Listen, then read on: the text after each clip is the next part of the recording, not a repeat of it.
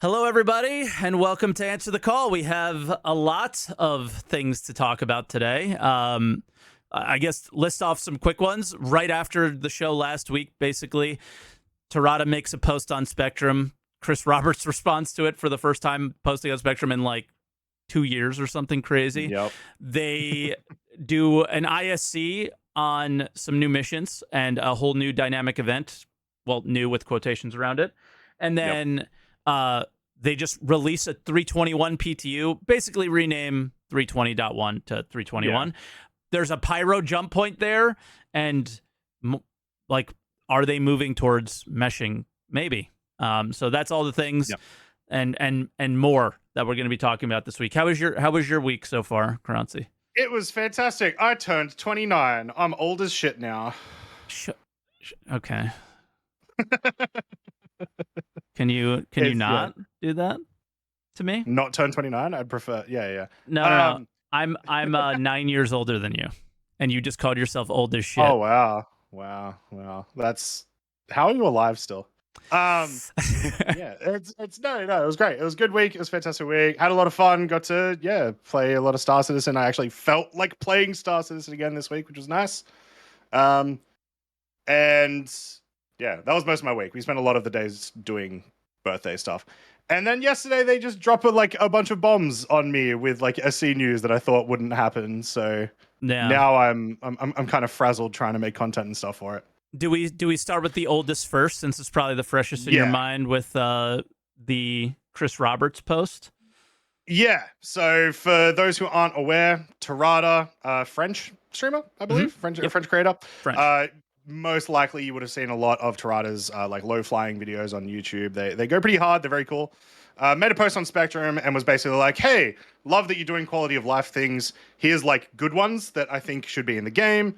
And a huge list for reference, absolutely massive list of quality of life that'd be nice.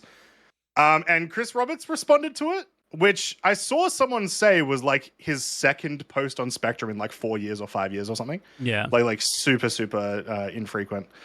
The vast majority of that post is him sort of responding to like, yeah, thank you for the ideas. We do want to do more quality of life. As you know, we just started doing more quality of life, blah, blah, blah. But then there's this one section specifically addressing 318 that feels like it really should have been in the post-mortem. Talking about how they essentially chose the wrong database, and so they had a bunch of issues with it, or the database that they chose just didn't work. It was a really interesting one, and just very weird to see Chris Roberts there. The most important thing there, though, is that Chris Roberts loves Tarada, therefore, once again, streamer privilege is real. Yeah, for real. And so I was raising money for charity for the American Heart Association all week. Today's the last day that I'm doing it, but one of the goals was to make a thank you CIG post, because we find those to be incredibly cringe, where people just say thank you CIG, only say the good things and don't say anything bad, or don't recognize any of the negatives. But that, for me, it was an exercise in being just saying something good instead of always seeing the negative. And somebody, of course, makes the comment of, you only did this so CR would respond. And it was like, no, dude, I did it for charity, you fucking asshole. Okay? But if he did respond, I mean, what is he even going to respond to? What are you even going to respond to in that post? There's nothing to respond to. So, I found that to be super funny. But CR loves Tarada. So the last time, I pointed this out right away, the first thing that the vehicle experience team did, and this was right after Tarada got popular for his low-flying stuff, was the third-person camera and look-ahead mode stuff. It was like, oh, so the priorities are for low flyers. Okay, cool. Not to make an actual video game. I was like, what is this garbage? But regardless, the post isn't about Tarada. The post isn't about anything other than, yes, we're gonna be better. It's like we're gonna be better, and it's like, well, if you don't do anything to be better, it doesn't really matter, right? And the database thing, I didn't really read it as we chose the wrong one. It was more that there's a bug with it, and if they don't fix it, we have to find another solution. Yeah. So Essentially, whatever. the specific wording is that they said the one that they selected, despite being one of the best rated ones and intended for enterprise scale, Yeah, had major issues. yeah. So I think they're still going to stay on that one based on the post, Try to but make it work. yeah, But yeah, he also exactly, kind of like threatened that if we need to, we'll leave. yeah, So yeah, it is what it is. But like we had spoke about over the last couple of weeks, like we can't have another 318, and yeah, we just had another 318, and yeah, they're blaming this in particular, and I do think it doesn't look good mm, when you have another problem and then point outwards and go like, well, it's this third party thing, it wasn't us. And it was like, well, you chose it. And what a lot of other people that work in databases, and you know how it goes when you're a content creator, mm, people, pop in and go, well, I'm an expert at this, and you don't actually know. It's the internet, so you don't know what's actually yep, real or what's not. But a couple people came in and said, sure, they're using a really big enterprise database, and there's an issue with it, but the issue more likely is the way you chose to use that database mm, than the actual, like, sure, this database has an issue, but it's because of the way you're using it. They didn't get to be a massive enterprise database with good reviews with having massive bugs with their database, right?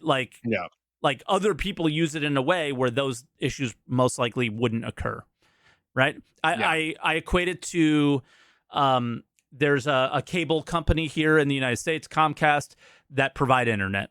Okay. hmm 99% of the people that use Comcast internet are not going to recognize the issues that myself, the streamer, uses.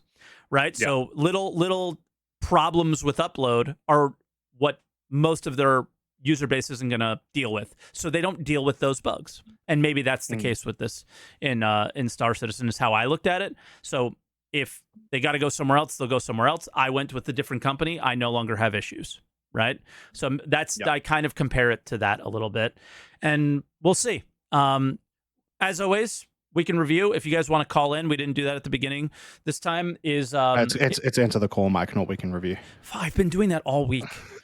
Answer the Call is a call-in show, so if you guys want to call in and talk about any of the subjects, a few of them are listed down below, but if anything tickles your fancy, I guess, and you want to call in, discord.gg/SaltEMike, !Discord in chat, and it'll give you a link, and there's a green room with a little green circle next to it. You guys can pop in there, and we'll slot you in if you guys want to chat with us about any of these. But yeah, I'm still a little messed up from my Hot Ones challenge, and I've already had to leave the stream for momentary, for round 2 is what we've been calling it. So God, yeah, it's not been Hurt's going great. in, Hurt's coming out. Yeah. Yeah. But Yeah. yeah, so that's where we're at with that. Yeah, and it's still the big thing is just like, why was that not in the postmortem? That feels like a really, really big detail about the failure of 318. It was, but it was it didn't feel like, yeah. It was, we had issues with our third-party database, and then they moved on. Why they didn't want to go into detail after, I think it was Jake makes a post 5 weeks before saying that we're going to be doing the postmortem. Then they don't do anything with it. Like they're editing this thing down for a month and a half to make sure that we communicate things in a way that we want to, the CIG way. And then a week later, the CEO just comes in and says 10 times more than what was in there.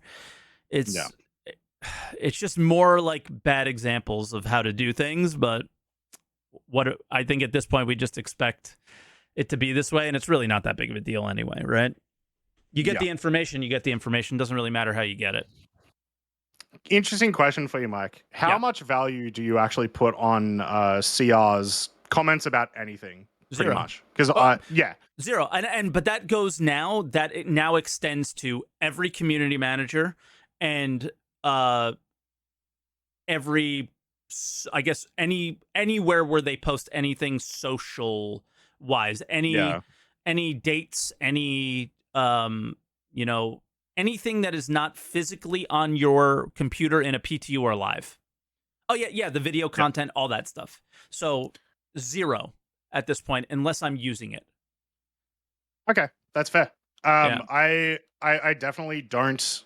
But I didn't get into this game because of Chris Roberts at all. I've never played a Chris Roberts game before. I did. I got Yeah. into this game. I got into this game because of the stuff that I had seen in game already in 2019. Yeah. Right. And the stuff that I do sort of respect and actually like take notice of is when the actual devs talk, and like, yeah, you might not put necessarily as much sort of value into like some ISCs and stuff like that. I do.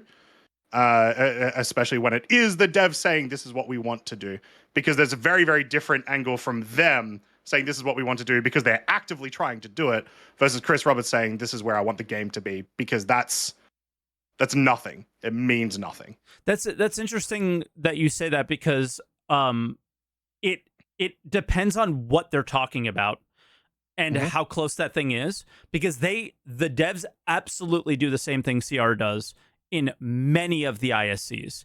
So there's the ISC that will discuss, let's say some of the more recent ones have been this is what we're doing right now, and this is what we intend to do. And they do both in the same ISC. And the thing they're doing right now is usually very clear cut and understandable, and we know what's happening. And then they go, well, we could, like, they use some of these, we could do this, we intend to do this, we would like to do, and all of those things have 0 weight. Because those are things they might have had like a little meeting about, but nobody has gone in and prototyped anything. No one has gone in and done anything with that specific work yet. So it doesn't mean anything, right? So we have many instances of those ISCs over the years, and moments of those. So I still put very little weight in a lot of the conversation unless it's coming in the next patch. Like, roadmap roundup is how I look at CIG, right? Is roadmap roundup, monthly report, those kind of things of like, these are things we're actively working on. This is what we're actively working on. Patch notes, that's all that matters to me personally. Yeah. It's Jake popping off and Wikipedia popping off with patch notes. Yep, that's basically it. The other two people you ever need to hear from. Yep, and then once stuff is in the PTU, then it's the devs. Yeah. You know, talking about, well, this is an issue that we had. This is what our intention was. This is, you know, hey, check out this feedback. Sure. And then they action it, you know, like those kind of things. That's what matters to me. CR means at this point, he has created a situation for himself where he can't be trusted. And same with most of the other communications around intended features, right? Actual features, the trust is at nearly 100%, you know? But yeah, I don't know. Yeah. What do you want to chat about next? Well, I think that's a good transition into the ISC. So sure.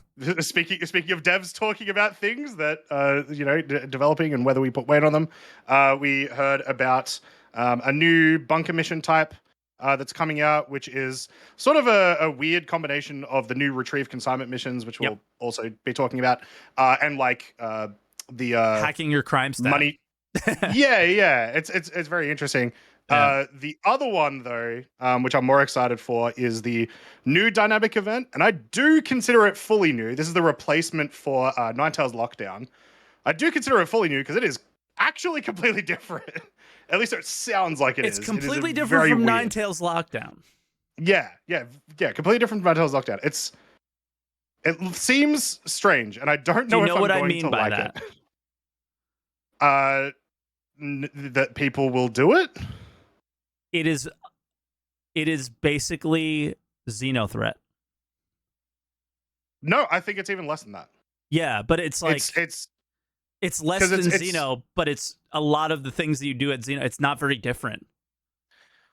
I still think it is. I still think it's very different. But the way that I see it, based on what they've talked about, and we need to play it, really. Of course. But the way that they said it was kind of like, what if we just spawned a bunch of enemies around stations and upped the amount that you can get interdicted in certain trade routes? Mm-hmm. based on the locations that are getting interdicted, and buffed the trade output. So it's essentially the start of Ninetales lockdown, but in more populous areas, because they did mention that it was, this is more like in the LEO stations, Yep. Everest and whatnot. Yes, no but more at also the less fun, L1s, in which my is what they were opinion. doing. Way less. Yeah, I Yeah. was gonna ask, like, do you think that like it was a good change? I don't. Like, none Nah. of this looks. I don't like it at all. Wait, because what was the point of making Ninetales Lockdown? Is you had a jump town, which is a mission that people liked overall, was like, Mhm. positive feedback on that, which sort of brought people to the ground and was every man for themselves. Yeah. But it could become, guild versus guild. And yes, a lot of that fight would be in the air, okay? That's unfortunately what would happen just because of, I think, honestly, lack of master modes, to be honest. Yeah. And I think that the point of this was to create like Team Red, Team Blue, space combat dynamic event. Mm. And it was a PvP dynamic event. Yeah. Now it's not. And I think that they got away completely from the point of it Yeah. all. Yeah, I think it was the second time around they started running Ninetales Lockdown, they added in the like there was already an illegal mission, but they added in like the good payout for if you're doing like the illegal version of Ninetales Lockdown, you get like Mm-hmm. I think it was like 10,000 UEC per like player kill you get or something. Which like solidified that, and I thought was really cool. Yeah. They've theoretically they've completely removed that because I didn't hear them say at all that in this one you can side with the Ninetales. You can still 100% do PvP, like that. Nothing's going to stop you there, but there's no actual structure around it from what they're saying. Maybe there will be, but yeah, that was a really cool part of Ninetales Lockdown. The problem that I have is they said no one was doing Ninetales Lockdown. That's because that That's is because it much was more likely. bad. Yeah, but it's also much more likely because you put it in locations that people don't go to. Now you're putting them in locations where people are forced to participate. People are going to participate, right? And you're also putting them in locations where the only like, okay, Everus, Baijini, Seraphim, and Tressler are all the major port hubs, like you're saying, but it's also where if that cargo is disrupted, then it could actually have an impact on everything everybody's doing. Prices can go up or down elsewhere, and it could really put a hamper on a number of people's gameplay to the point where like you do have a server that wants to come together and deal with this specific problem, right? And that's sort of important, I think. And I think that's much better for in that way specifically. But outside of that, you know what really bums me out about a lot of this stuff is it goes for everything, like and it comes from like playing Cyberpunk or Starfield a little bit, is like walking up to an NPC and they speak to you and they kind of tell you their little story, and there's no meat on the bone story for any of these dynamic events. Even Xenothreat feels missing. It's just dually yelling at you in your Mobi-Glass over and over again, right? And these things are supposed to tell stories of the locations, and I understand for now they are placeholder for the mechanic of because Jumptown is really like a resource rush mechanic, and Xenothreat is this bunch of enemies come into a location and are causing issues, and that's why I feel like this is much more like Xenothreat, because it's just a bunch of enemies come into a location and disrupt, and you're moving now containers, even though they're different, smaller, different from the smaller ones that you get on the Starfarers. It's still very similar, right? Yeah. I will say that there could be one benefit to this event, which once again we need to play it to find out, which is that this does sound like the kind of event, and I would lump Jumptown in this with this as well, that should and can run more often in general, because like Sure. Like an event like Xenothreat, an event like Siege of Orison is it is a story event almost, kind of like you said. It lacks a lot of elements, but it is like, hey, there's a big thing happening in this one location, go deal with it. A locking down of a station could happen anywhere, anytime, and I would expect if you have like a pirate organization in a star system that they're going to be doing those more often than once every 3 months. And so we jumped out, and it doesn't feel like those two events are also particularly like bad for servers, right? Every time Jumptown runs, it's usually okay. The only issue is like invisible players. So if that happens, I'm more keen on it. But if it becomes an event that is just cycled through like Xenothreat and Siege of Orison, then it'll just become boring, and then I'm never going to do it. I'm just going to leave that station. Exactly. So yeah, it is definitely, we will have to see. But in general, I think the thing that I'm most disappointed in is it doesn't bring another thing to the table that we need. It doesn't fill a void that I feel like we're missing necessarily too much, but I don't know, maybe. Just we'll have to see. But it wasn't as exciting of an ISC as I was hoping it would be. I guess it was a little bit. Yeah, it was a little bit of a letdown, I'd say. I did enjoy the talk about the new mission, the new like hacking data heist mission sort of stuff. But that feels like sort of more, and it didn't have its own ISC, and it didn't deserve its own ISC sort of thing. Yeah. It felt like just an extra mission, a little bit of extra variety, and that's cool and awesome. But it was just not big deal really. And we use the old UGFs, so it's like the same location, kill quest, fetch quest, but slightly different. And that's the other thing that I, very similarly to the discussion that I just had about the life of the game, like feeling the NPCs they don't have lines that are saying like, you know, get it before the data's destroyed. Like, no, there's no life to these locations, so you don't even know you're doing it to do it, but you're not doing it and feeling like you're there doing it. It's just as simple as that. Is that it's the same locations over and over again, no variety, and they do, like, CIG does a great job of visual immersion. But the storytelling immersion I really struggled with, in my opinion, so far. Because NPCs, I mean, they don't even move half the time, let alone have voice lines at proper times and things like that. So it's another one of those wait for server meshing and maybe things will get better thing, right? All right, you want to bring in a couple callers? We got a few people on the line. Let's get Captain Comedy in here to find out what they think about anything. How you doing, Captain? Can you hear us? Yeah, I hear you. Hey guys, nice Hello. to Fantastic. Hello. Yep. Yeah, I just wanted to kind of go back on. I think I agree with Mike in that there's no meat on the bone, like he said earlier.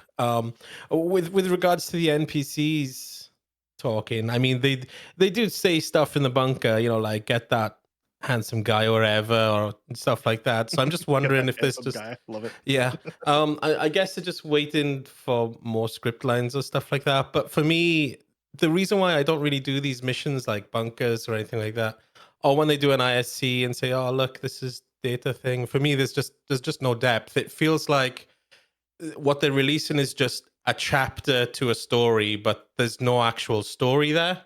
So you just go into the mission to do this thing, and you're doing it 50 times, and you get sick of it at the end of the day. And it's like, well, what else can I do? And I mean, people who've been doing it for a long time, it's just, well, I've done everything. Why do you get sick of it? And that's sort of why, like, I gave my reasoning for why I get sick, is because, like, many games provide you with the same fetch quest and the same types of kill quests over and over again, but the difference is, okay, well, you might be dealing with a different faction, and that faction has different types of armor, different types of weapons, different voice acting, different stories to them, and those will provide you with the ability that takes that repetitive nature, even though the action that you're doing is completely repetitive, it makes it feel like it's not, right?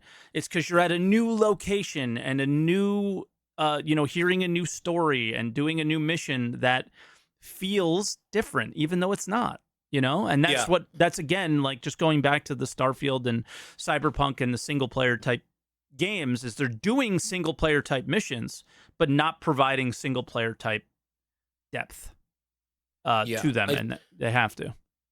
I think I don't think this is the main reason, but I think maybe it's part of a reason why we feel like this is that at the moment it's all scripted instances, whereas I think a lot of people are looking for like unscripted variation. Like, we've just got the data mining, we've had bunkers, we've had cargo missions, but they're not kind of joined up or anything like that. And I don't think that's a bad thing. I think they're just at a point in the development life cycle where they're looking at trying to make an array of different kind of missions or scenes that are kind of scripted. And once they've got that variety, they may want to look at linking all of that up. Because with the data thing that they showed in ISC, I think everyone went to the immediate thing of, oh yeah, we got to get the data, and then we've got to go and cart it off somewhere. And oh look, it's an enemy, it's a crime based mission, so we're gonna have PvP involved with this. And I don't think that's kind of happening now, but I think everyone went to the assumption that there would be some sort of mix up of both PvP, PvE, and different types of missions linked into one. But it wasn't. I don't think it was that. It was just one, like I said, chapter of a bigger thing. And that's kind of where the problem lies, is that there's none of that mix up. There's no fluid change between one scenario and the next. It's just, this is your scenario. You'll get paid a little more after it. And there's maybe another step to it. Yeah. I mean, and what that step may be, it's not like a natural switch into it. It's like going into a bunker. You suddenly see a number of NPCs you got to kill. That's scripted. Whereas if we had taken that data, taken it into cargo, and you got a crime stat, and you got to get it to a location, you've got that sense of urgency because you don't know how many players are going to see a bounty on your head. You don't know if someone's going to come and kill you. They may blow up your ship before you even get out of the thing, and you got to think about how you're going to get off the planet. There's a whole different type of scenarios that could happen, but not necessarily will. Whereas when you go into a bunker, you've got to kill 10 people. If it's the waves one, you've got to wait for a timer and then kill the waves. Well, I mean, I think we can jump in on that is a big part of the stuff in 321. And I think actually this specific ISC was to say that it's not just going to be kill 10 guys. It's not just going to be, exactly when the waves are. It's there's going to be variation to when doors open, how many enemies are going to come, and you're never going to know what to expect. And that was like a big leap forward for them in their mission tech, I guess. So one of the things in the ISC was to be like, hey, it won't be as repetitive anymore. But that's great. But I really don't think that that's necessarily the solution to that is not the root of the problem. I think the root of the problem is that the game is still in its infancy, and the player base is no longer not some of the player base is no longer willing to accept that as a valid excuse anymore. It's time to build things out a little bit more for a more finished product. Yeah, I want to make a quick point, which is that, like, I don't think the missions themselves are inherently boring. Like the idea of, like, whatever these missions are and repeating them, because that's not what makes them boring and gets me out of it and makes me not invested in the mission. It's the locations and the lack of narrative. Yeah. That's what, like I think all of the new missions have been a lot of fun, especially pretty much every single mission that the mission team has come up with in the last 2 years that has been put into the game has been really cool. The 321 ones are a lot of fun, very much enjoyable, but the fact that we're doing them in the same locations over and over again, and the fact that it's never different in the terms of, like, just go to your contract manager and accept it. Like, imagine if mission givers were actually good. one of my favorite things is going and doing the Twitch missions, but even that starts to get really like really stale really quick because she doesn't really Repetitive, say yeah. much. Yeah, and Like the it's cool only to go to her difference, and then it's done. yeah, the only Go ahead. difference is that initial part is like, Yeah. whoa, she talked to me, okay, Yeah. and then you go and do the same missions that you were doing before, but those missions don't provide that narrative to them at all. Like, did you Comedy or Croncy ever play like New World? Yeah. Yes. Okay. We have New World missions right now. You are leveling in New World, and that's it, because it is the only variation, and New World has more variation than what we currently have. And arguably, what is the worst part of New World? It was questing. By far the worst part. Reason being, it was a fetch quest or a kill quest. I disagree with that. Okay, It's bad, but the worst thing is the end game. Fair, fine. But like, what I should just say, one of the worst things was questing, right? And the only variation was the enemies that you killed. That was it, right? So which were borderline not variations anyway, because it's the classic MMO variation of like reskin. Like, just the way they looked. That was it. It was the color of the enemy you killed. Yeah, was the variation, and that's actually what I meant by that. But that's what we're dealing with, and it's uninteresting, and it's boring, and it's borderline unacceptable at this point for the player base. But if you were a game developer and understood game development, you would be like, well, they're building out their library. This is an alpha, blah, blah, blah, blah, blah, blah, blah. Absolutely. I'm over that excuse at this point. Like we could do a little bit more. I'm not asking for the world, but we could start bringing in the narrative and making things a little bit more interesting. Yeah, I would assume and at least hope that a lot of these new missions that have been coming out can be easily ported to new bunkers or other locations that aren't bunkers. Absolutely. Because that's the issue. That's the fix. Give us, or at least one of the fixes. Give us those new locations with these cool new missions, and we'll play them a bunch. I guarantee you. Yeah. Comedy, you got anything else? Because we got another person online. We haven't gotten through all our topics yet, so we'll probably get through calls a little bit quicker than we have been over the last couple of weeks. I'm good. That's it?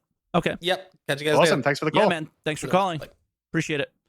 All right, so let's bring in Space Monkey Business, because I'm sure he popped in for the topic that we're talking about, so we can probably close it out with him. Space, can you hear us? Hello. Yes, I can hear you. Hello. Howdy. Hi, Croncy.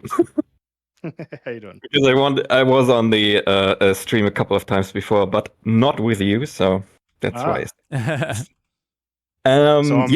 you get the extra hello. Sure. I mean, Mike is like here all day. Mike.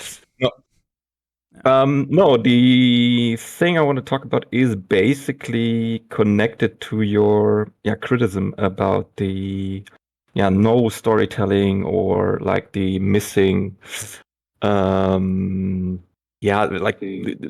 narrative.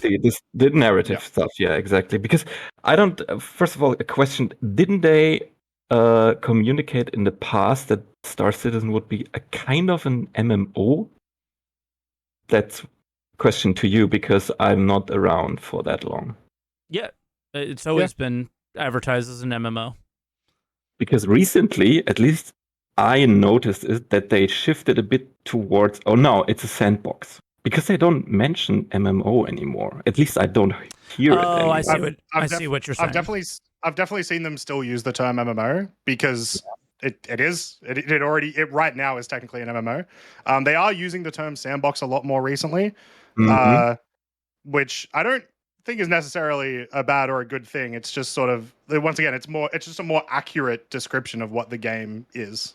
And where their focus is on development. Yeah. Is their focus is very much on like, we're going to make these tools for players and then make no sand for them to build sandcastles with, is the way I describe it. There are lots of cool sandbox tools. No sand. Cool. Because even Jared mentioned that in the IC, let's follow the sandbox development. And I was like, okay, interesting shift. Yeah, they probably have some fucking 2-hour meeting where they're going to discuss how they're going to communicate everything, every once in a while, and then they change it. So they've gotten so corporate. It's insane. They're they are not an indie, little Indie guy dev. anymore. They're Little indie corporate dev. as fuck now. Honestly, Yeah. with 600 million, I would hope they would get at least a little corporate. Yeah, of course. Yeah. But it's not our little 2012 company, that's for sure. Some people are still holding on to that, but it's long gone. Yeah. I even thought about maybe you don't need. I mean, it would be cool to have like relatable characters that give you missions and so on, like I mean, they have them. They the just Maya don't work. Sky or Twitch. Yeah, they used to work. Yeah. I would love to that they would continue with that, but I don't know. Maybe all of the guys who could do it and write good like stories or conversations are working on Squadron 42, or maybe for sure they are. Let's see. It's hard to say. They had a narrative team SCL maybe 6 months ago, maybe even more. And there was literally one guy that they hired. I think his name was Mike actually as well. But there was one dude, and he is the mission giver guy. That's what they said. And then we've gotten one update in a monthly report more recently in the last couple of months of him doing something or them taking on more people for that initiative, and then nothing has happened in the game for it. So this is one of the things that I'm looking for at CitizenCon. Like, I would expect a panel to exist.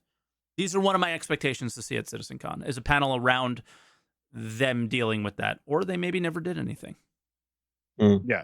Based on at least the monthly reports, the vast majority of the work that the narrative team has done for SC in the last couple of years is in relation to Pyro, lore for new ships, lore for dynamic events, that sort of stuff. I think they also do a little bit of commercials, logos, that sort of thing. Nothing necessarily nothing super impactful for us. I do think 100% the people that would be working on that would be working in Squadron, because are we not expecting Squadron to have NPCs that we talk to, and hopefully have those, it's a single player game, hopefully have those meaningful relationships that make the content, a lot more enjoyable. 100%. Yeah, but I mean, too much. I think you don't even need to have mission givers all the time. You can also. I thought about an NPC I call him Dave the Trucker. And if he flies around, I mean, you can loot him, you can help him defend himself, and maybe just install handcrafted communications, give him a character. That would be also helpful to keep the universe, or set it alive in some way. And you don't even have the issue of him dying, because if you have regeneration in the game, you can say, okay, that's the law behind him. If he dies, he comes back, and I see him all the time in the universe again, over and over. Maybe not that easy with Death of the Spaceman, if it ever comes, with the, okay, you can only regenerate that many times in the universe, but maybe they have special regeneration contracts that keep them alive for forever. I don't know. Yeah, I mean, I think what you're asking for is similar to what I'm asking for. Instead of Dave, the one cargo hauler, it's every NPC you come across, you can message them or see them and go through a couple of lines, and they if you look at all the things that Tony Z has talked about in the past, those lines could be informed by the things that NPC is doing when it's a little green dot flying around the system, right? That you don't actually see. But it's so hard to know, because you're just waiting to see what is happening. And it's frustrating, because that's really what you need is I'll help this NPC. This one random NPC should become a mission giver if possible, right? It doesn't have to be these dedicated, really well done, really well, not just voice acted, but performance capture on all these people as well. We don't need that. No, I think that's what Starfield and these other games are showing you, is you don't necessarily need that as much. You can bring life into the game in much more simple ways, with Yeah, a but few voice lines. we work as a narrative species, and narratives are also thought about or talked about or like created with relatable characters. I like also like having like random NPCs that I could interact with, but like having those special NPCs would ramp that up a bit. Yeah, I'm So not it's like saying that a that's good not mixture. sure, yeah, a mixture of that. But what Yeah. I'm saying is that the random NPC interaction that could give you a mission is non-existent. That random NPC interaction happens. How does it happen currently? By opening your fucking Moby-Glass and completely taking you out of Yes. the experience. You Yeah, have it that's every day. But what I'm saying is that there's better ways to do it that ground you in the world that you're in, and going through a Moby-Glass and going, how much is the mission? Where's the location? Okay. And that's it. You know, yeah, it's instead of also being like, oh, that guy seems nice, I'll help him out. Or that guy's a dick, I'm gonna kill him and take his cargo, you know? And a bit Yeah. weird, yeah, because then when they say, okay, we want to have the immersive game, and then they do storytelling over text, it's like, okay, what is immersive about text? exactly. It's like, And that's what the narrative team has done for years, instead Yeah. of where it really means something, and that's in you hear a voice, you know, You that's get to actually interact with someone. exactly. Like a You don't name, have like I'm sorry, I don't feel like I'm interacting with Rudo when Rudo's giving me missions through a Moby-Glass. Yeah. Sorry. Yeah, true, but I think Rudo is fine because it is like He's a something mission else. giver. He's supposed to be the hero. Like the way you're interacting with The bad Rudo guy. right now, for me, I disagree completely, is not fine. No, I mean fine in the way of variation. I mean, you have those mission givers that stay and sit in front of you, and he's like just a hologram. It's fine for me to have like this mystery character style. No, yeah, absolutely. Yeah. It's just the Moby-Glass. A big Yeah, problem. Yeah. All right, Space. By the we're way, gonna... Oh, go ahead. I've like one more question, or like, Sure.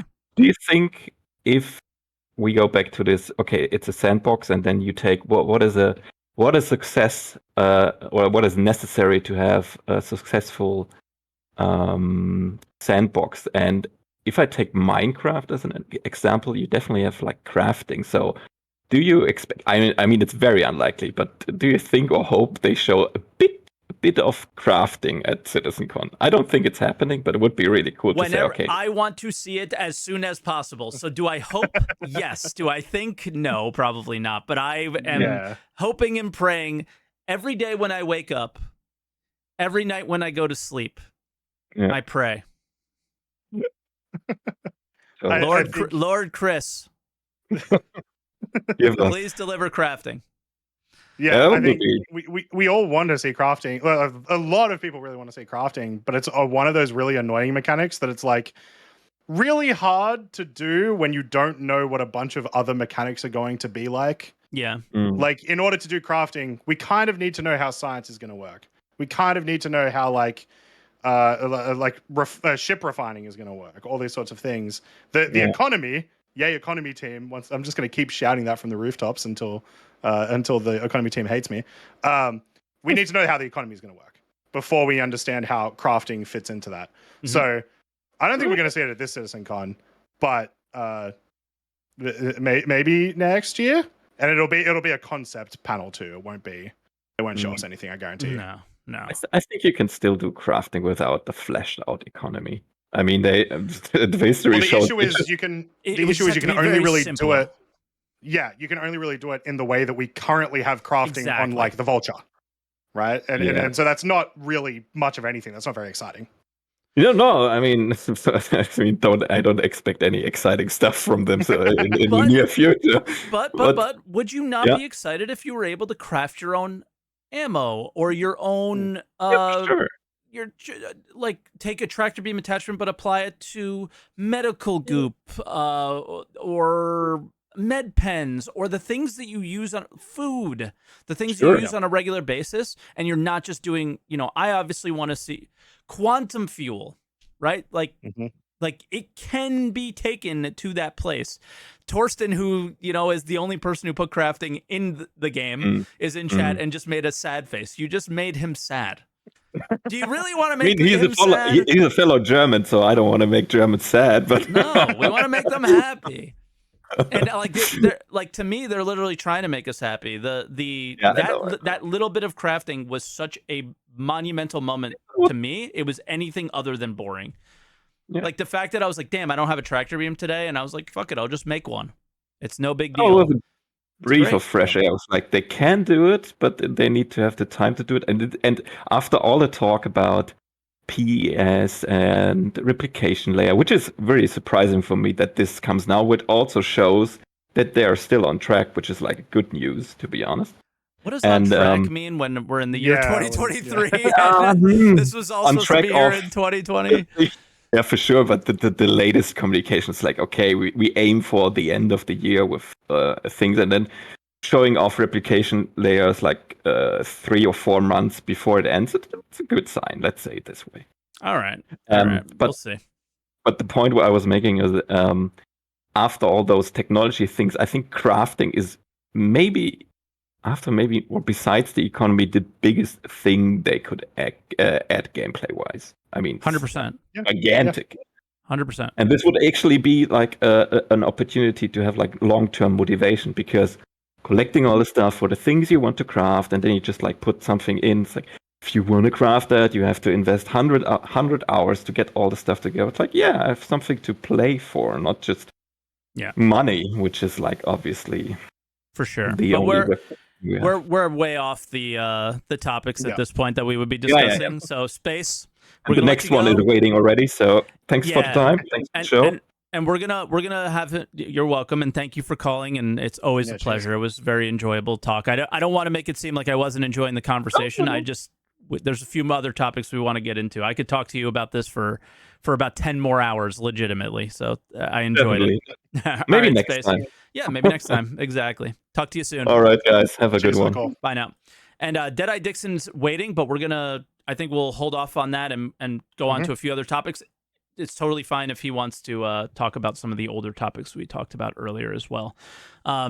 Just at the end of that call, they mentioned the replication layer and the conversation around that. Do you want to jump into that a little bit? That was a surprise, to say the least. 2 sort of really big things happened Saturday morning for me, probably Friday for a lot of you guys. Oh no, it was Saturday morning on the East Coast of the United States when I got it. It was right at midnight, pretty much. Nice. Yeah. So out of seemingly nowhere, because we hadn't really gotten any information about it. First off, they scrapped 320.x and released 321 into the PTU. And then a few hours later, they, I think it was Xylo or someone, did a big post on Spectrum about why this was happening. And Benoit.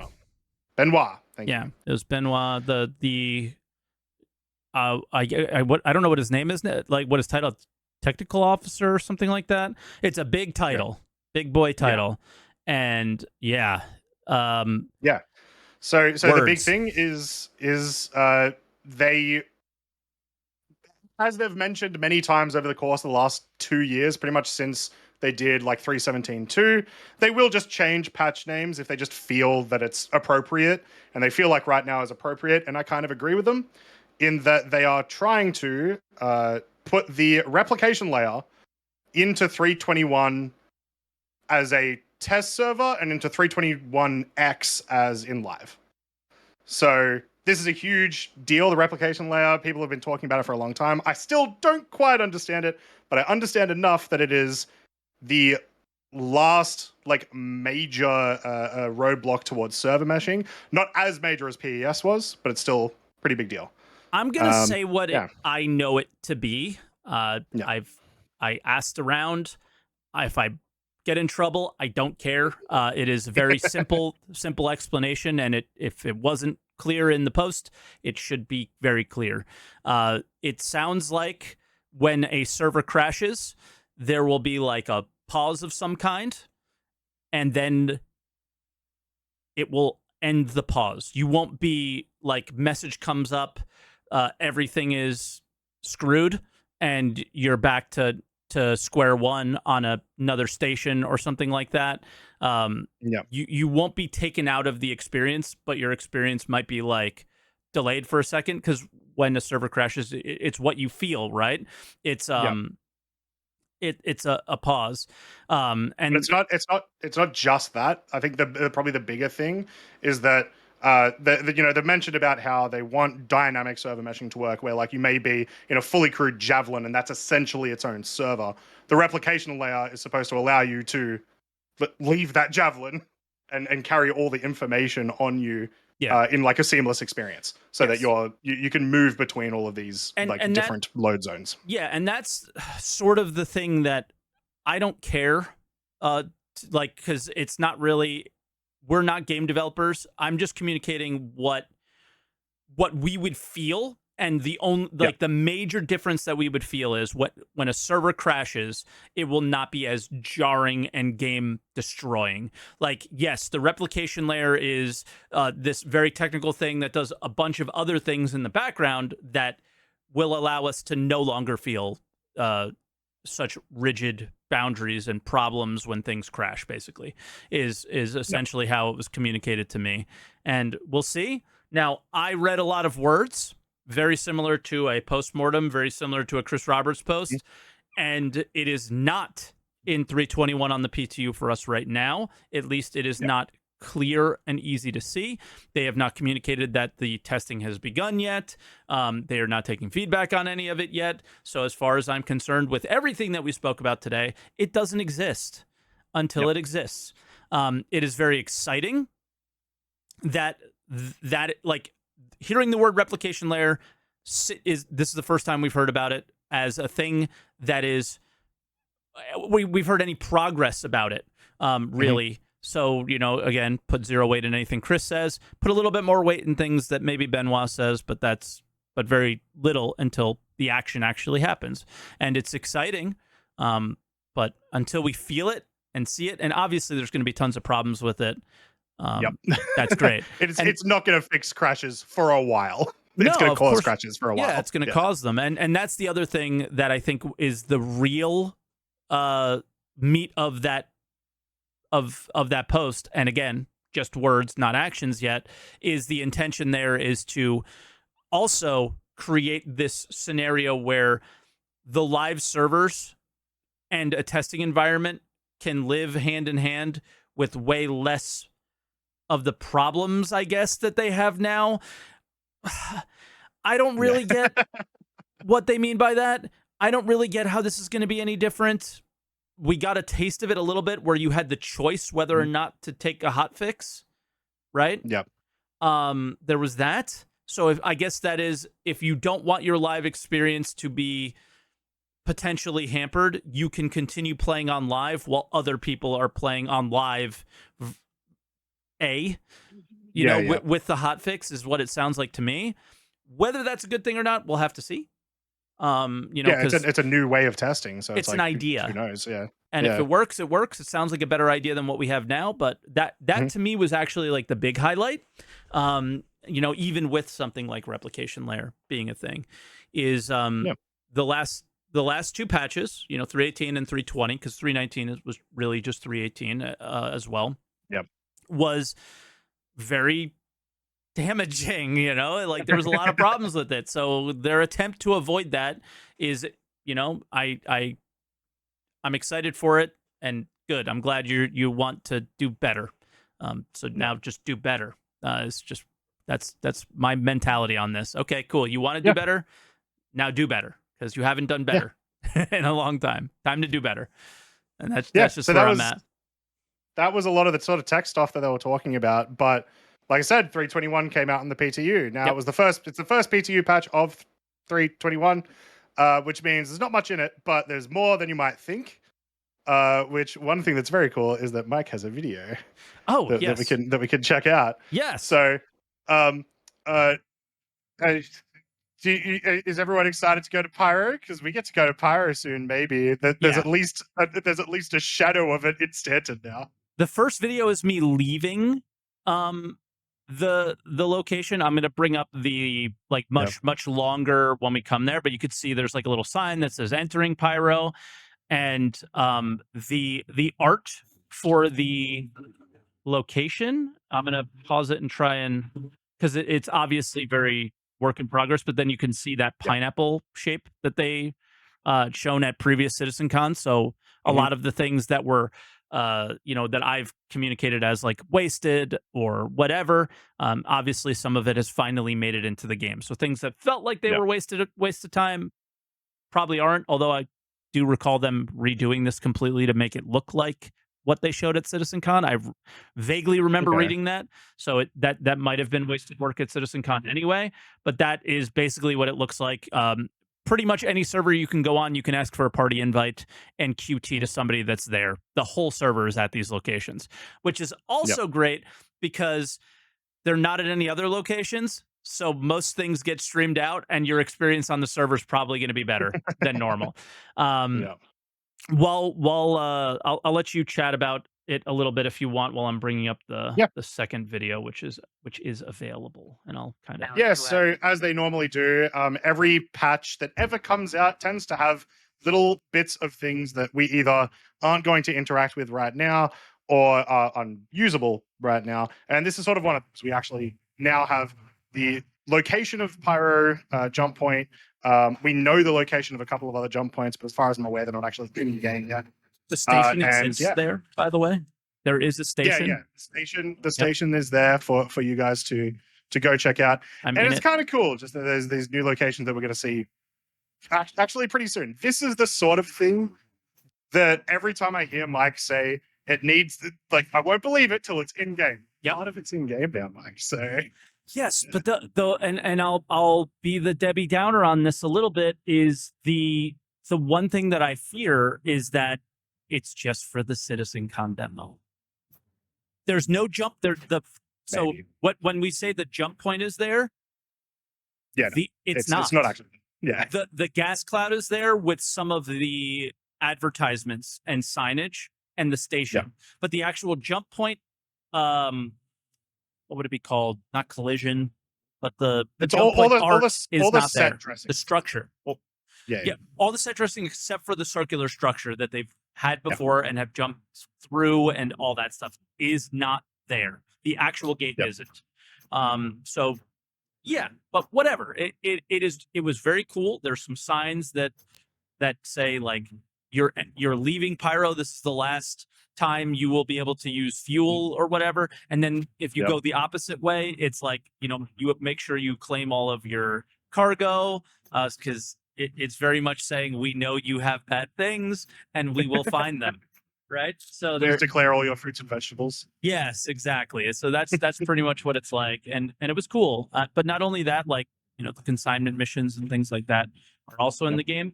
And you may not have seen it, but I can actually try and find, because this is a recording of my entire stream, I believe.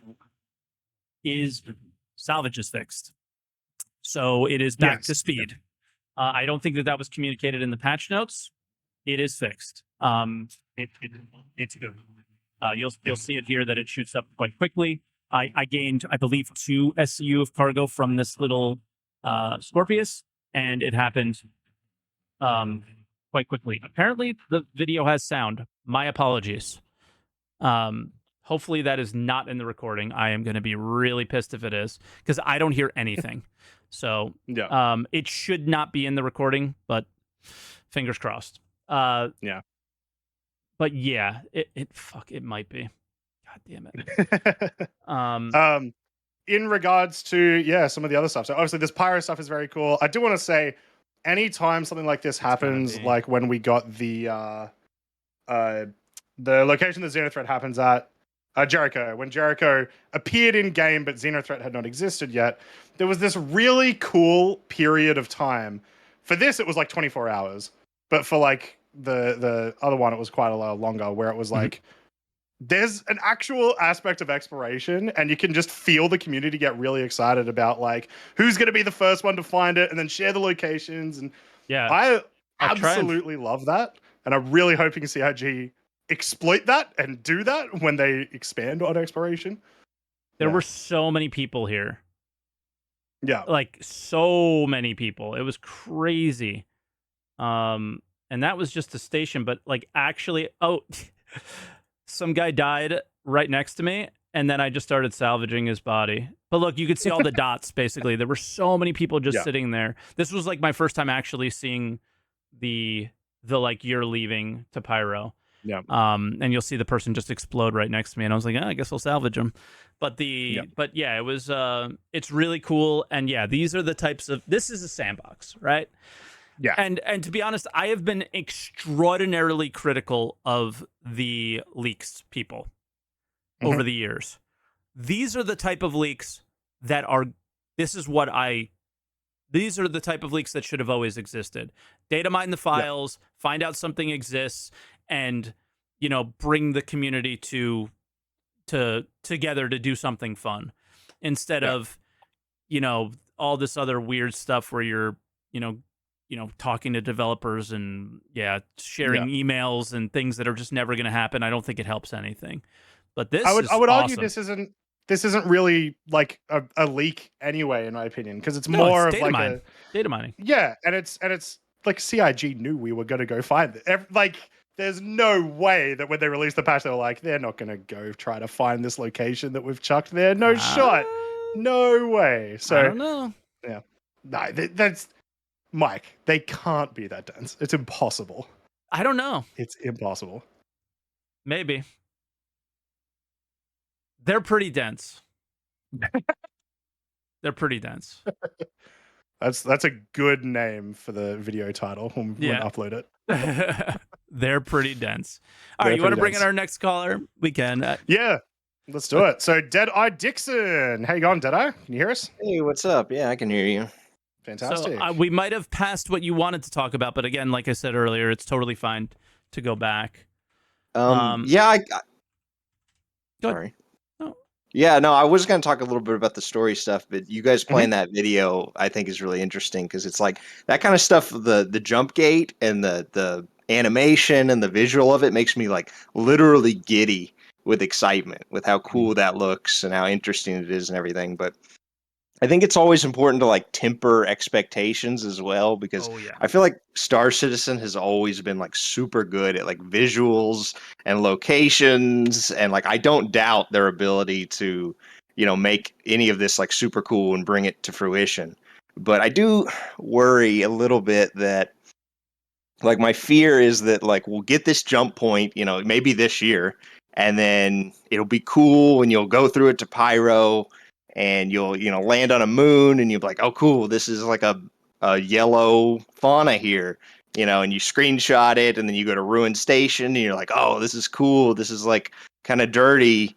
And then you screenshot that and then you're like, okay, like that's, for you how know, long that's is it. There's cool. Yeah. So I'm hoping that they'll show off some new gameplay maybe that's coming with Pyro. Maybe engineering was like a huge thing that I'm really excited about. So I'm less excited about Pyro and the jump gate than I am about like potential like gameplay loops coming maybe, you know, this year or next year. So fingers crossed. I mean, the again, for me, it's really the, you know, how we interact with the world and how we interact with each other. So for me, it's like crafting, it's piracy, it's you know, the simplest thing, like a piece of armor that is better than the ones that you get at this. I am a simple man. I do not ask for much, but character progression is my main thing, and there's many ways to do it. And I'm even fun. simpler. We discussed this essentially a couple of weeks ago where we were talking about like, is Pyro location enough to like sustain people for a long period of time? And we essentially said for the vast majority of the community, probably not. But I am that person. A full star system with no content would get me for like 6 months.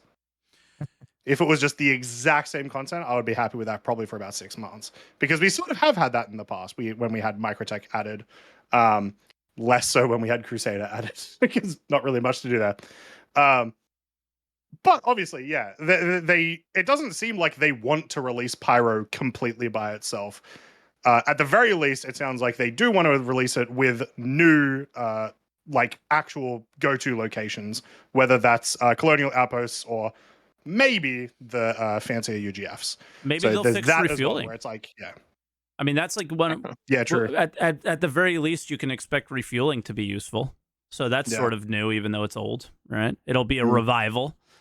So Well, I think that would be the bare minimum. Yeah, I Yeah. think there's.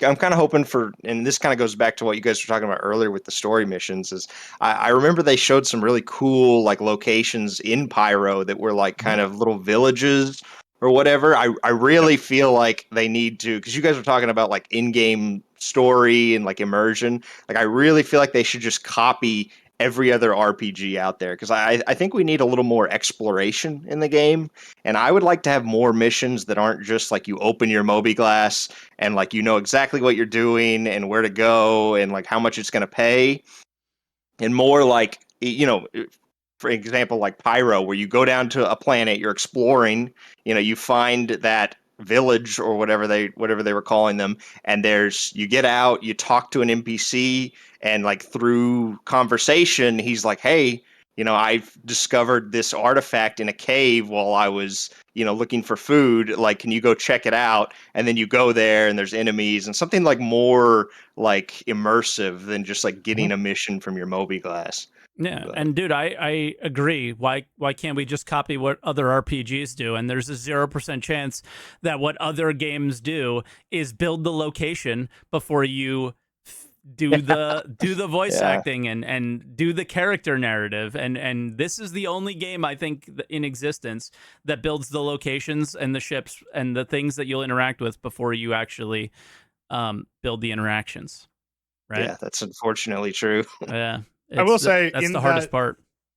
In that CitizenCon video where they were describing the Colonial Outposts, and in the ISCs like 2 years ago when they were talking about the Colonial Outposts, they do mention a lot of like, we are trying to tell a story with the location. Yeah, multiple which routes. is cool. That's awesome. And like, you know, having locations where it's like, oh, well, clearly a murder has happened here, whatever. But while that is cool, it doesn't mean a lot unless there's other things that are backing it up and like making it stronger, which is the, you know, actual narrative and the actual interactions that we have with those people that make it fun. So Agree 100%. Like one of the best examples of that, of which we've had fairly recently, I guess you can kind of say recently, is the derelict outposts that not only look derelict, but also had those little, just the tiny little like trinkets and things like that of an older time, right? Like a little war medal or a little artifact is just those. That is the most simplest form of storytelling. Now, I think where they fail is that we don't do anything with those things, and I always. I do appreciate what Jared said about them one time on an ISC or an SEL.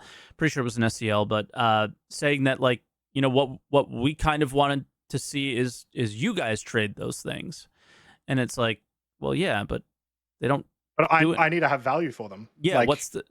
You know, they're not rare, so you know that you keep spawning them over and over again, so they're not really rare, and they're, you know, even the rare ones aren't that rare, so you provided no value for any of these things. We trade guns with each other. We trade things. You've created value in other ways, but there's that, like, at the very least, make them valuable to sell to an NPC, and then people might trade them or something. I don't know. So I just look at it as they have the opportunities to do some of these things, and they've done well in some ways and not well in others. You know. Yeah. I don't know. Yeah, they need a working economy for a lot of that, you know, intertrading, and which is something I'm excited for. So hopefully, any Tony Z's out there, any Tonys? Yeah. Calling Tony Z, SitCon Los Angeles, stage 1. Tony Z, please come to the office. It's a slightly related question for you, Mike. That's sort of about that. Because you've got more experience just in the years than I do.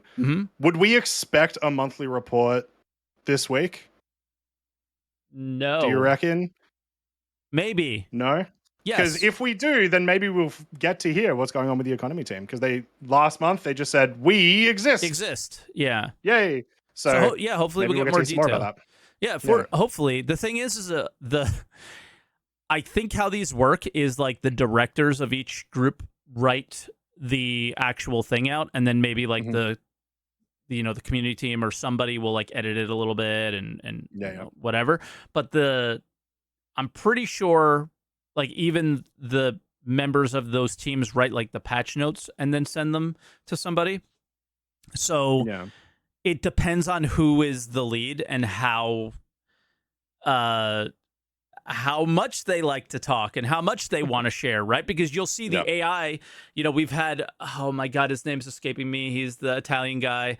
He's just such a talkative, happy guy. Anytime we've had the AI guy on an SCL or an ISC, they're long and he talks a lot, right? So his section of the monthly report is massive. You notice like the AI sections are huge, but then the Yep. gameplay section is, I need a microscope to read it. So it just depends on the person who writes it.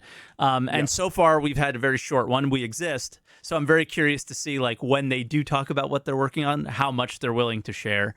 So, yeah, we'll have It's to see. bound to be either in the monthly report that we presumably get this week, or they'll wait till CitizenCon.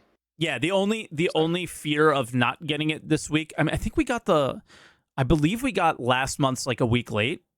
Yeah. So it might be a week later, but my fear is that it's October. Like this is the last ISC. They're all going to LA. Nothing happens. The train stops this week. So if they don't do it this week, they're not doing it. And I think the train's going to stop on a lot of things this week, communication wise, and then it's all CitizenCon and whatever we have to play in the game right now. So we'll see. I'm particularly scared about the economy because I don't judge like a feature like how far they are based on like what they put in the reports or how much they write about it, but rather how much like we see of it or like they're actually showing us. And I can't remember the last time we had some juicy information about the economy, and I feel like that's literally one of the top probably 3 things they need to nail for this game to be successful is the economy. So I don't know. Yeah, but every MMO needs a decent economy and a decent player economy because that's what keeps people playing obscene hours in these sorts of games. Dude, I watched this Eve documentary from I don't know who made it. They've been very critical of SC over the years as well. A certain person that works at that company, I forgot the name, but it was so good. And it was just like, listen, I know the way people would talk about Eve is very different than the Eve experience, but man, like just some of the stories they shared, it was just like, wow, what a cool thing. If I can get an ounce of that, I would be so happy. One thing that Eve and Star Citizen have in common, it is much more fun to talk about than play. Yes. Yes, exactly. But all right, Deadeye, we'll let you go. Thank you for calling. I appreciate it. I appreciate you. Yeah, cheers. Later, brother. You guys have a good one. You too. Yeah, you too. But yeah, so I don't know. We've talked about a lot.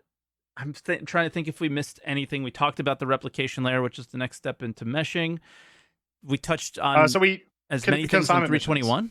Oh yeah, consignment missions. So consignment missions themselves. So this is something that got pushed back from 320 a couple of months ago. Yep. That they did say was like it's like pretty close. It just didn't get past. I mean, this is 320X. This is 320X. Exactly, yeah. Something big happened, so they renamed it. It doesn't matter what the name is. 100%. This is 320.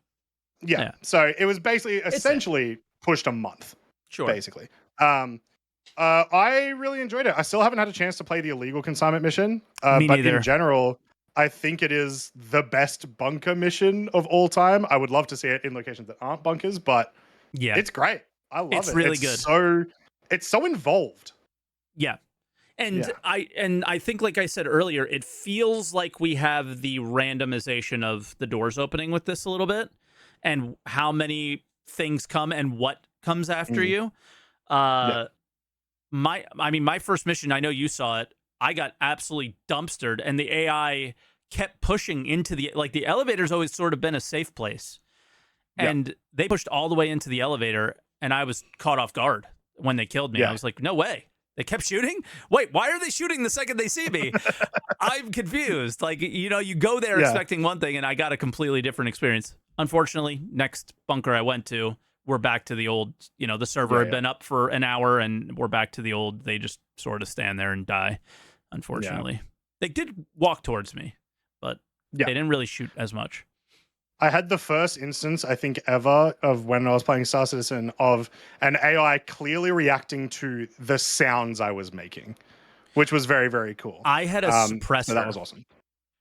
So I dealt less with that, and I think, and I remember somebody saying in chat, I wonder what it would have been like if he didn't have a suppressor, and I don't know yet, but I also would like to know. So you didn't. Yeah. So what was your experience like? Yeah, so I had a couple of instances where I was relatively close to someone who clearly I had not aggroed, because they were still moving around and they were, you know, whatever. The second that I started shooting the person next to them, they turned around in like a proper animation. This wasn't just like not a snap, you know, not like a desync sort of thing. And then waited half a second and started shooting me. It felt actually natural. It felt like a proper interaction. This could all be entirely coincidence, but it didn't feel that way. Caveat, PTU, my PTU server had 4 people on it. Yeah. Right? Yeah, PTU servers are always better performing. Yeah, and most people don't play them. So, there's that. That's always going to be a caveat for that. The experience on live is expected to be as shit as it is with the NPCs always until server meshing, right? So the expectation is, you know, you're always going to be dealing with shitty servers until you don't. But yeah, I mean, there were multiple bunker bosses. My first one looked like the Hurston boss. My second one was a different Ninetales boss armor. They both had data pads on them, and one of the data pads read a bunch of things, just like random minerals. And then I never went to the consignment station yet because NPCs were just coming in waves. I will say, could be soloed, but I don't recommend it to be done solo. Do you? I recommend it to be solo. That might actually just be some skill issue, Mike. I think it's more people have to approach this not like the current bunker missions.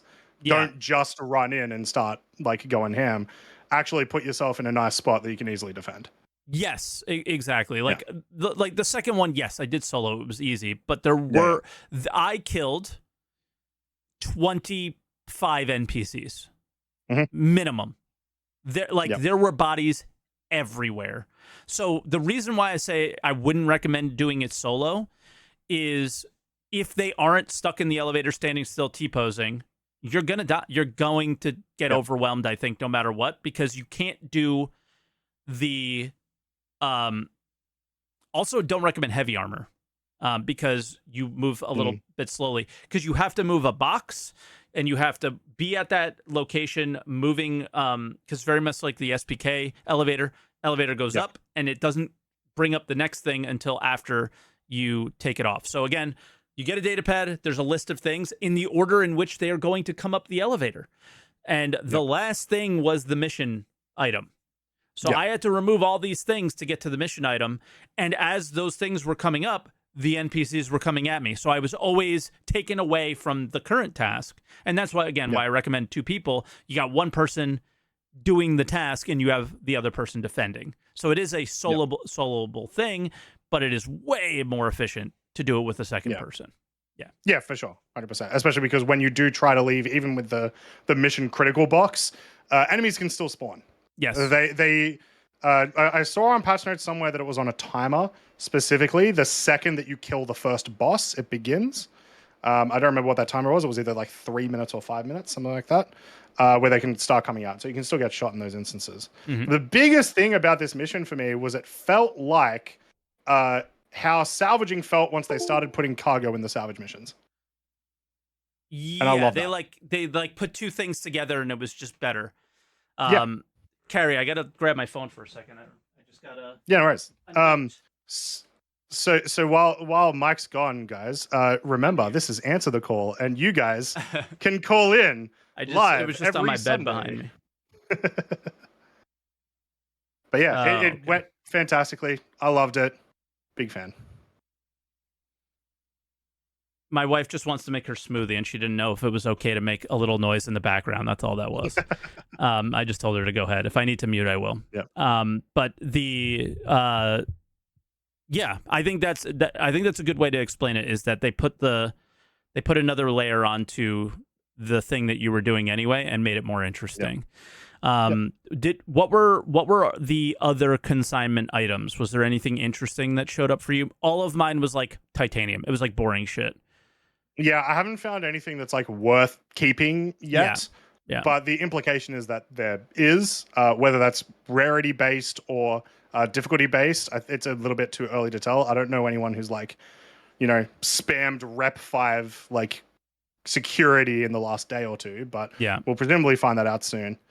But yeah, it was great. Do you even know if there's additional rep to these missions? I don't I have even no know. idea. Yeah. Somebody said they got Hadanite. That's pretty solid. That's a 1/8. Those are 1/8 boxes of SU, I think. Yeah. That's a solid amount of Hadanite. Yeah. Yeah. Okay. Cool. So yeah. So there is, and I think what's even cooler is it's on the data pad, so you know what you're getting before you get it, and you know the order it's coming into, which is cool. So I don't know. I thought those missions were really, really neat. And what was the best about them is this was the first patch that they were in, and they worked. I didn't run into a major bug that broke them. Yep. But it worked.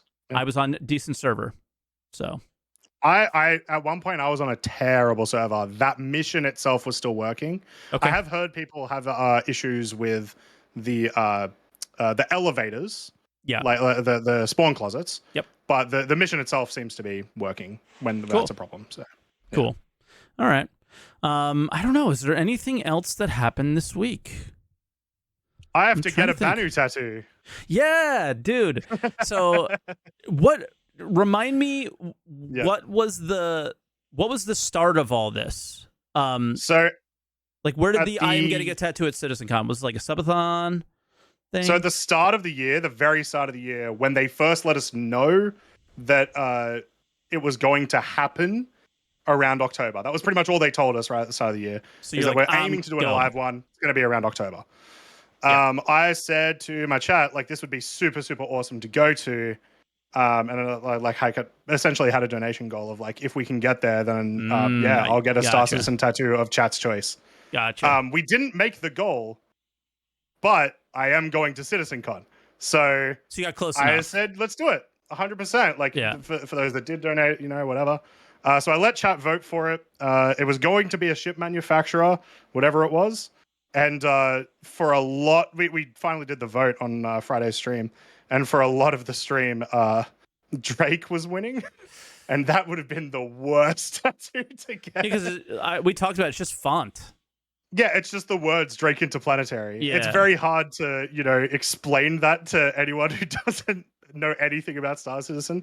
Luckily, the Banu logo ended up winning, which is a very cool looking logo and is very easy to pretend that it's something cool to other people. So you could just be like, I saved this Amazon tribe in the Amazon, and this is their language, and it means Big Bear or something. I don't know. The best bit is it actually means made from Banu or made in Banu. Oh, okay, cool. Yeah. So I'll be made in Banu. There you go. There you go. You are now Banu. Yeah. Yep. Yeah. So that's cool. And then we had, I think it was this week or last week, we had a little post about CitizenCon. Like they're starting to give a little bit more information about it. And I would imagine this week we can expect to get a bit more of a schedule and what we will actually see there. I mean, that's one of the things that, like, I will be covering it here. We talked about it last week. I'm just waiting to see, like, what is going to happen there, what some of the panels are going to be, what, the ones that I really want to focus on and stuff like that. So given that this is probably the last week that we're going to hear any communication from them, I imagine we'll hear the schedule this week, Yeah, it'd be weird if we didn't. Right now, the only thing that we do know is going on there is the fight or flight. Yeah, that's it. That's the only like confirmed thing. So like not a CIG thing, right? So it's like a you guys thing. It's very much an Atmo Esports thing that they're supporting, but not anything official from CIG yet. So yeah, really waiting on that. I don't. Do you expect an SCL this week? They canceled that last week. I don't. I just expect an ISC, and that's it. Yeah, I expect an ISC. It is what? It is 2.5 weeks. It's 3 weeks essentially until CitizenCon. Yeah, I don't expect a ton this week, except for hopefully monthly report and an ISC. That'll probably be it. I do want to say we sort of touched on it a little bit about like, well, all the teams will be at CitizenCon, whatever. There won't be any work being done. We know Elliot's not going to CitizenCon. He already told us that he's going to be doing mission work during CitizenCon, which I don't know if that's going to be necessarily in relation to these new missions that are coming in 3.21, and maybe it's just like, making sure they work, or if there's more to be had from it. But I find that so crazy. I expect we're going to have a similar situation to whatever CitizenCon 2 years ago was, where there was an actual release during CitizenCon. It was a PTU release, but still during CitizenCon. Well, I don't think we're getting a PTU. I think we're playing the CitizenCon patch in 3.21. I think that's the entire intention, is the next 3 weeks is to get this nailed down. That's the mission work he'll probably be doing. The reason I said I think that this is so crazy is because, last year they had a big thing with him and the team around what? Investigation missions. What the fuck happened? Where are investigation missions now? Like, how far along are they? Did they hit a snag? Maybe, right? And it is what it is if they did. But it would have been cool to get, the next step of that, or see them in action, maybe. And maybe we will. Maybe that's the demo that they're showing would be a part of an investigation mission. Never know. But yeah, I don't know. Outside that, what did you get excited by the Eve Vanguard thing at all? I know it's not really Star Citizen related, but the FPS. I don't look into it that much anymore. Yeah, I haven't played Eve since I started streaming. Yeah, it sort of replaced the monotonous for me. Oh, you 100% can't. Yeah, which is a problem that we always foresee is probably going to happen with Star Citizen in the future. Rip us. 100%. Yeah, 100%. It is one of the reasons why I went the Asmongold route of talking about the game, and the game being the background and not playing it, is because you could do the very simple stuff with your chat that don't mean anything. And then if you want, you could do the really meaningful stuff off stream, because you'll never be able to do it on, rating, all that shit. You'll never be able to do on stream. I fully believe that's going to be a thing unless CIG makes a change. One of the Tirada things was the streamer mode, right? Don't think that changes anything, but if I go to Yella and we're in a single shard server, what's going to happen? The people are going to go to Yella. Seems to work for Tarkov, right? Like, Tarkov has streamer mode, and that works. Like, you don't completely avoid the issue, but it works. But Tarkov's it's instanced. I join a raid. Sure. There's only so many people that can join my raid. Maybe it's somewhat similar, but also Tarkov not an MMO, so it's not as seamless, I guess. But we'll have to see.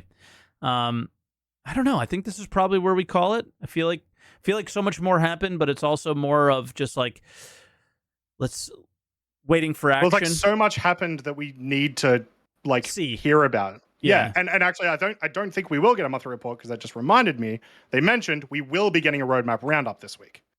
So no monthly. I mean, we might. Yeah. But I don't think we're getting. Well, they usually don't. It's usually on the same day, right? So it's and that's going to, well, at least they said that's going to tell us a lot more about this whole 321 business, if anything's getting added to it, what has been moved to it from 320X, all that sort of stuff. And I'm glad you bring that up, because they communicated. I think Zyla posted, you will find out what this 33 gigabyte download you had for the PTU actually means in Roadmap Roundup. So it is it is probably the most important Roadmap Roundup we've had in 3-4 months, because all the other ones were these are these little, it's always a little tiny update of what's going to be in 320, and this sounds like it's a much more meaningful one than we've had in the past. But I don't know. Croncy, anything else going on besides getting tattooed? Anything exciting to share? Make sure you guys come check out Scarlet Apex. We just had the last track day, so it's competition what is that time exactly? So Scarlet Apex is a combat race with distortions, essentially. So it's nice. Here's a race, but you can only disable people. You can't actually kill them. You have to let gravity do that work. Is this an Atmo esports thing? No, this is Okay. from ANZIA Alliance. So these are the Crux Cup guys. Okay. And so it's all ship stuff. There are hammerheads in the competition, fully crewed hammerheads. So it's going to be Okay. extremely Wild. interesting to watch. Yeah. Yeah. So Cool. make sure you come check it out. When is it, and where can they find like what stream? So it's at the ANZIA Alliance Twitch channel. Okay. And I will extremely quickly try to find the exact time and dates. Okay. Yeah, and I guess for me, I don't have anything going on. So, did you find them? Yes. Cool, So go for it. next weekend we have heat number 1. Following weekend we have heat number 2, and then we skip CitizenCon, obviously, because everyone will be at CitizenCon. We have heat 3 at the end of the month on the 29th, and then the Champions event is on November 5th. You guys can find all that information on the Scarlet Apex Discord as well. Cool. Awesome. Yeah. And I don't really, like I said, don't really have anything going on. I've been like personally just really figuring out and going through it as a content creator like we do. We have our ups and downs. I'm definitely going through a like, I don't know what the fuck I'm doing down a moment, and I'm just figuring it all out. I'm bummed out I haven't made YouTube videos and things that I wish I really wanted to do. And I think my goal for the week is just to get my IRL life together and then get back to the streaming life. I've popped on stream and had some fun, but no cool things coming up just yet. I did tons of giveaways this week. I guess I'll put the link to the American Heart Association thing, because we've had tons of fun with that this past week. And if you guys want to donate, you certainly can, because there's a mystery box over there. If we hit 2,500, I open it. I don't know what's in it. The last thing I had to wear crazy mustaches and explode confetti all over my room. So there's been plenty of things. But yeah.